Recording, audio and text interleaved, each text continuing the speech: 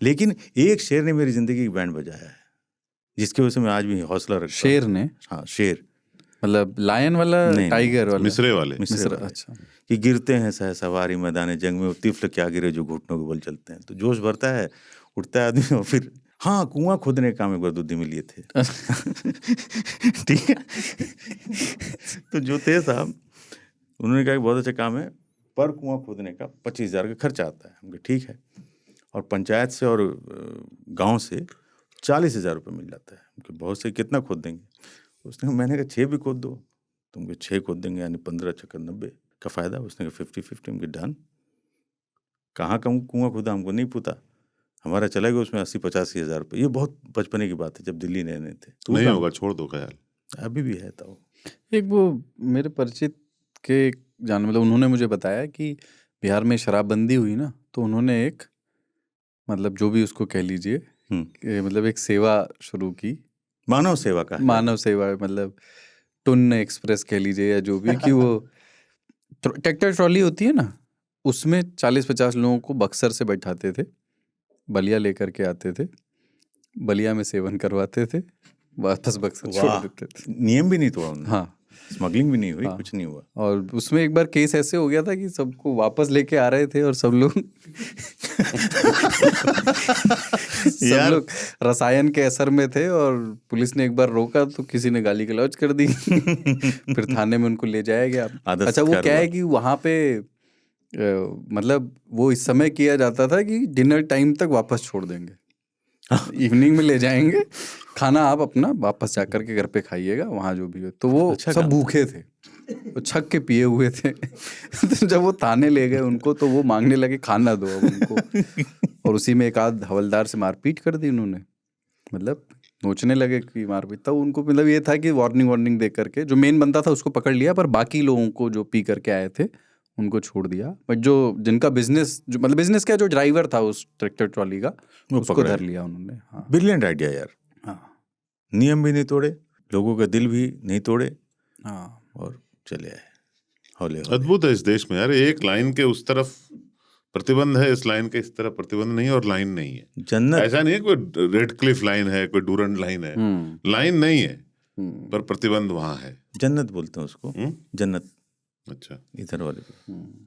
और आपने एंटरप्रेन्योर शब्द पहली बार कब सुना था? 6-7-8 साल है ना, इतना ही पुराना है। इससे देखिए आजकल हर आदमी पानी भी नहीं, पुराना तो है, उच्चारण बहुत कठिन है उसका। हाँ, एंटरप्रेन्योर। बट भारत में ये शब्द कब, मतलब मैं 2000 चलन में बहुत मैंने 2010-11 में शायद, क्योंकि हम एक व्यवस्था से आते हैं ना, जहाँ पे कि उद्यमशीलता को उतना शुरू में नहीं, बिजनेस बोलते हैं हम लोग। नहीं, उद्यमशीलता तो सब में होती है।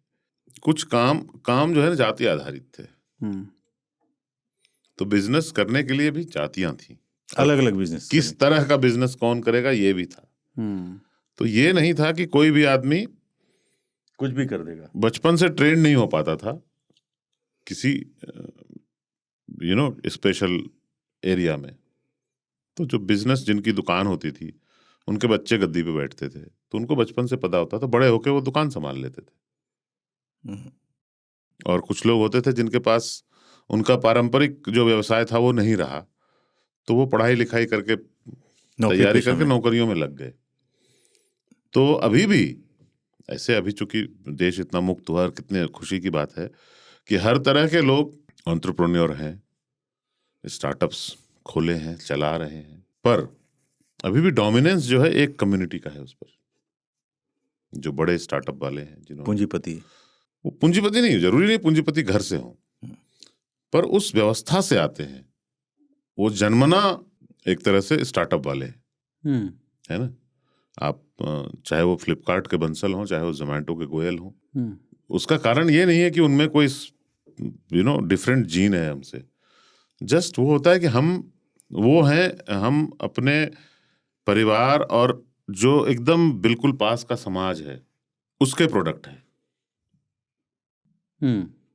तो घर की जो संस्कृति है, घर में जो बातें होती हैं, और जो परिवार, जो लार्जर परिवार होता है आदमी का, एक्सटेंडेड फैमिली, उसमें जो बातें होती हैं, वो आदमी को बचपन से तैयार कर देता है इन चीजों के लिए।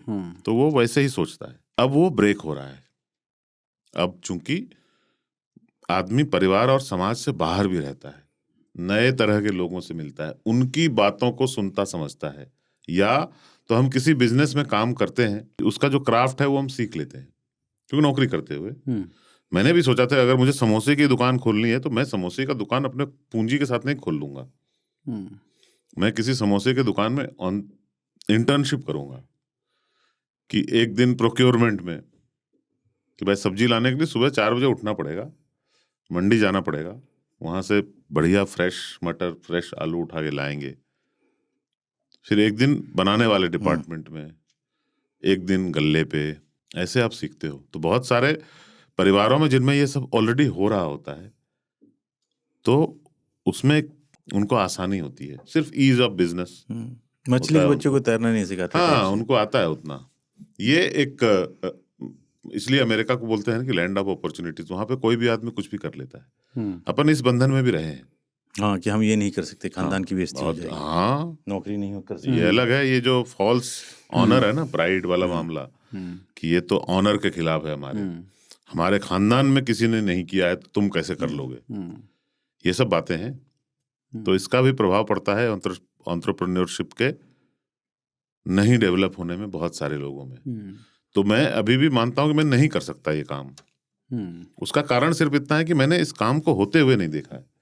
मैंने जो होते हुए देखा है वो है ये जो काम मैं मीडिया में करता था, तो उसमें मैंने एंटरप्रेन्योरशिप की स्किल भी देखी है कि कोई नया चीज शुरू करते हैं, जबकि मैं एक एम्प्लॉय हूँ, है ना।